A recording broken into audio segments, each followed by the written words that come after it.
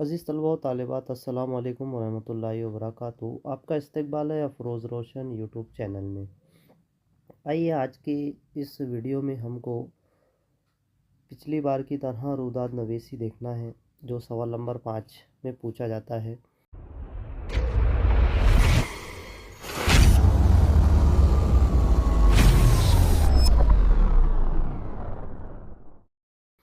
روداد نویسی میں Iqra Urdu high school and junior college میں شجرکاری مہم۔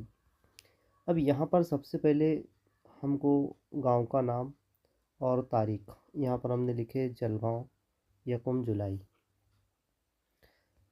لکھنے کی شروعات ایسا کرنا ہے، پہلے تمہید باندھنا ہے۔ ماحولیات کے تحفظ و بقا میں درختوں کے کردار سے انکار نہیں کیا جا سکتا، اسی لیے دنیا کے تمام ممالک میں حکومت، غیر حکومتی اداروں اور افراد کے ذریعے شجرکاری مہم کا اہتمام ہوتا رہتا ہے۔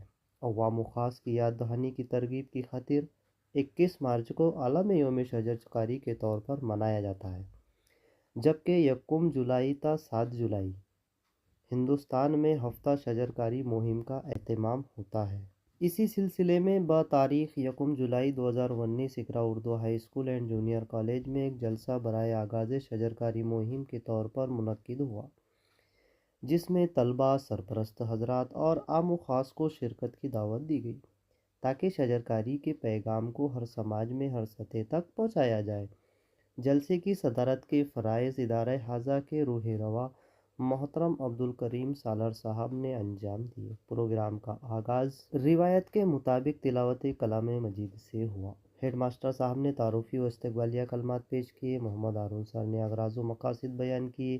طلباء و طالبات نے ماحولیات اور درختوں کے تحفظ و بقا کے عنوان پر تقاریر اور گیت پیش کی اور شجرکاری کی اہمیت کو بڑے ہی دلنشین انداز میں واضح کیا۔ محترم عبدالغفار ملک صاحب نے اس قسم کے پروگرام کے مقاصد پر روشنی ڈالتے ہوئے فرمایا کہ اس سے وہ لوگ بھی بخوبی واقف ہو جاتے ہیں جو شجرکاری کی اہمیت و افادیت سے نابلد ہوتے ہیں یا غفلت کا اظہار کرتے ہیں۔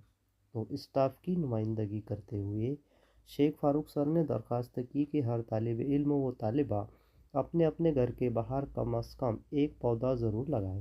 محترم عبدالکریم سالار صاحب نے اپنے خطبہ صدارت میں یوم اور ہفتہ شجرکاری کی اہمیت کو واضح کیا اور عوام سے اپیل کی کہ وہ اپنے طور پر اپنے خرچ پر گھروں کے باہر شجرکاری کا اہتمام کرے، سرکاری امداد کا انتظار نہ کرے۔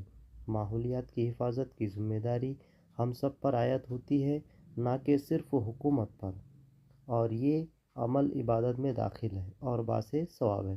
اسی کے ساتھ ساتھ آپ نے اسکول کے ارد گرد کی بستیوں میں سینکڑوں پودے لگانے کا اعلان کیا اور اسکول کے میدان میں اپنے ہاتھوں سے 3 پودے لگا کر شجرکاری مہم کا باقاعدہ آغاز فرمایا۔ آخر میں اسلم شیخ سر کے اظہار تشکر سے اس بامقصد جلسے کا اختتام ہوا۔ یاد رہے کہ اس جلسے میں امجد خان سر نے نظامت کی ذمہ داریاں بحسن خوبی نبھائی۔